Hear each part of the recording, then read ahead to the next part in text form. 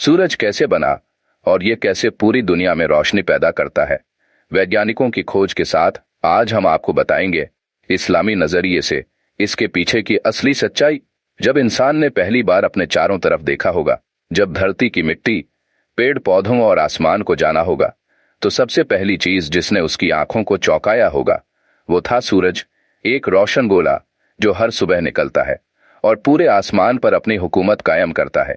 इंसान उस वक्त समझ नहीं सका होगा कि यह है क्या, लेकिन दिल में जरूर यह सवाल उठा होगा कि यह हर दिन कैसे एक ही जगह से निकलता है, कैसे पूरी दुनिया में उजाला फहरा देता है और क्यों हर शाम अचानक छुप जाता है। यह सवाल जितना पुराना है उतना ही गहरा भी। लेकिन आज का इंसान जो टेलीस्कोप से लेकर स्पेस शटल तक बना चुका है, अब सूरज की असलियत को समझने की कोशिश कर चुका है, और फिर भी हर जवाब के पीछे कोई और सवाल छुपा है। वैज्ञानिक बताते हैं कि सूरज की शुरुआत लगभग 4-6 अरब साल पहले हुई। जब ये ब्रह्मांड अपनी शुरुआत में था तब इसमें गैस और धूल के विशाल बादल फैले हुए थे जिन्हें नेब्यूला कहते हैं। इन्हीं बादलों में से एक बादल की ग्रेविटी ने धीरे धीरे उसे सिकोड़कर एक केंद्र में जमा करना शुरू किया और वहां बहुत ज्यादा तापमान और दबाव पैदा हुआ। उस जगह पर जब तापमान करोड़ों डिग्री तक पहुंचा तब परमाणुओं के अंदर का खेल शुरू हुआ। हाइड्रोजन के परमाणु मिलकर हीलियम बनाने लगे और इससे इतनी ज्यादा ऊर्जा पैदा हुई कि वह जलता हुआ गोला खुद एक चमकता सितारा बन गया, जिसे हम आज सूरज कहते हैं।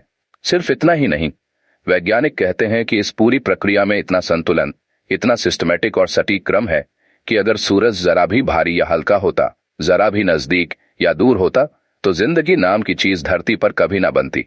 सूरज का आकार इतना बड़ा है कि उसमें 13 लाख धरती समा सकती हैं।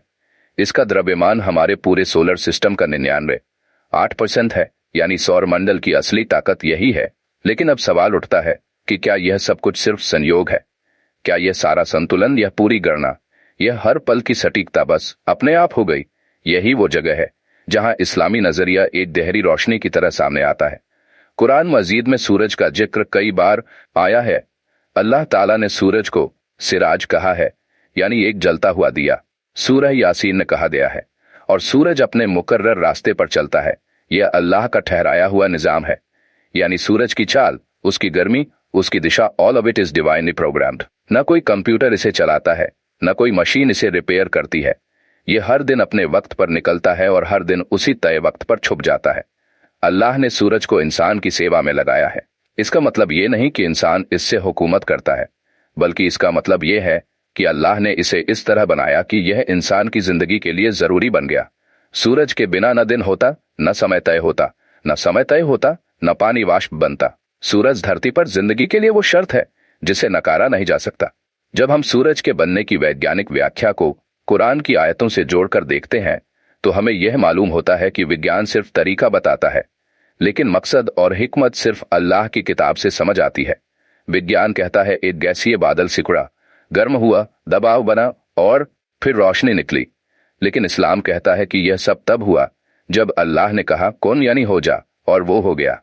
सूरज का बनना सिर्फ एक भौतिक प्रक्रिया नहीं, बल्कि एक गवाही है कि हर चीज के पीछे एक सोच, एक हिकमत और एक तख्लीक करने वाली ताकत मौजूद है। यह सूरज जो हर दिन निकलता है वह हर बार इस बात की याद दिलाता है कि रोशनी कहीं और से नहीं आती, यह ऊपर वाले के हुक्म से आती है। नासा, इसरो और बाकी स्पेस एजेंसियां सूरज के अध्ययन में लगी हैं। वो उसकी सतह के तूफानों को समझ रही हैं, लेकिन उन्हें भी हर पल यह स्वीकार करना पड़ता है कि यह सितारा अपने आप में इतना विशाल, इतना ऊर्जा से भरपूर और इतना बारीक सिस्टम वाला है कि यह सिर्फ एक जलता हुआ गोला नहीं है। यह कायनात की एक सबसे बड़ी रहस्यमयी मशीन है। और अगर यह मशीन 1 अरब साल पहले बनाई गई और आज भी बिना किसी इंसानी मदद के चल रही है, तो यह कैसे मुमकिन है कि इसका कोई बनाने वाला ना हो?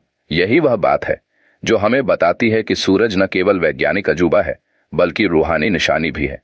जब सूरज निकलता है तो सिर्फ उजाला नहीं होता, बल्कि यह ऐलान होता है कि अल्लाह आज भी इस कायनात को चला रहा है। जब यह डूबता है तो यह भी पैगाम देता है कि हर रोशनी का वक्त तय है और हर रोशनी को एक दिन बुझ जाना है। अब सवाल उठता है कि सूरज आखिर रोशनी कैसे पैदा करता है? क्या यह किसी बल्ब की तरह जलता है या कोई ईंधन इसके अंदर जल रहा है? वैज्ञानिकों की नजर में सूरज एक न्यूक्लियर फ्यूजन रिएक्टर है, लेकिन ऐसा रिएक्टर जो धरती पर कहीं भी नहीं बन सकता और जिसकी ताकत इतनी है कि हर सेकंड में यह उतनी एनर्जी छोड़ता है जितनी पूरी इंसानियत आज तक पैदा नहीं कर सकी। इसके अंदर का तापमान करीब 1 5 करोड़ डिग्री सेल्सियस है और इसका कोर इतना गर्म है कि वहां हाइड्रोजन के परमाणु आपस में टकराकर हीलियम बनाते हैं। इस प्रक्रिया को न्यूक्लियर फ्यूजन कहा जाता है, जिसमें जब 2 हाइड्रोजन अणु मिलते हैं तो कुछ द्रव्यमान ऊर्जा में बदल जाता है। वही ऊर्जा है जो रोशनी और गर्मी के रूप में हमें मिलती है।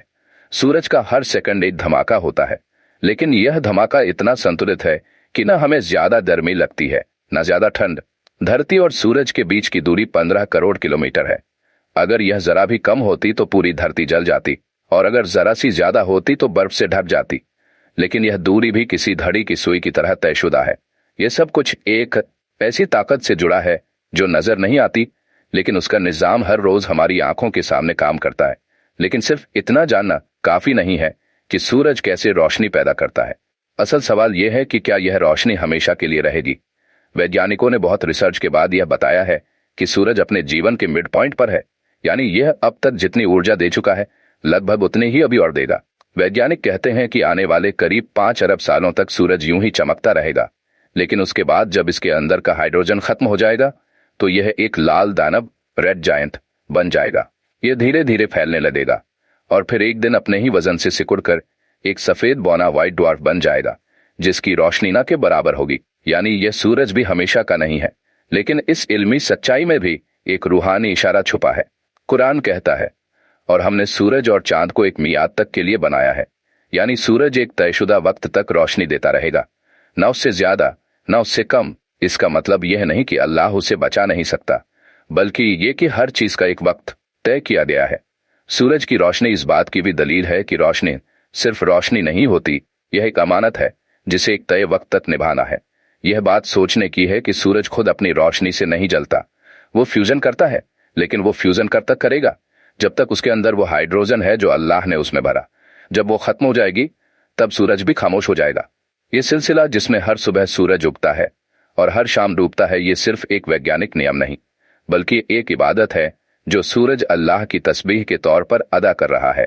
सूरज की रोशनी दरअसल एक पैगाम है इंसान के लिए कि जब तक तुझ में रूह है, तुझे रोशनी बनना है, तुझे गर्मी देनी है, तुझे दूसरों को जिंदा रखना है, और जब वो रूह खत्म हो जाएगी तो तेरा वक्त भी खत्म हो जाएगा।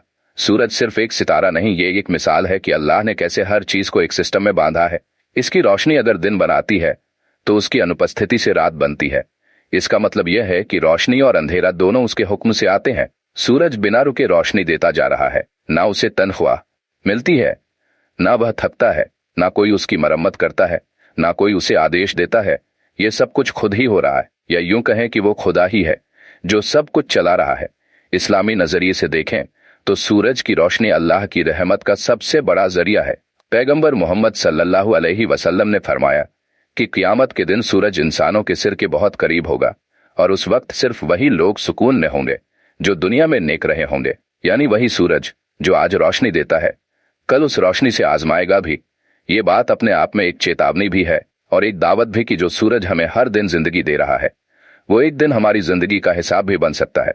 वो सूरज जिसकी रोशनी से हम सुबह उठते हैं, काम पर जाते हैं, खाना उगाते हैं, पढ़ाई करते हैं, वही सूरज हमारे गुनाहों का गवाह भी बन सकता है। इसलिए सूरज को सिर्फ एक तारा न समझो, यह एक निशानी है, एक सबक है, एक गवाही है और एक रोशनी है जो अल्लाह की कुदरत को हर रोज हमारे सामने जिंदा करती है।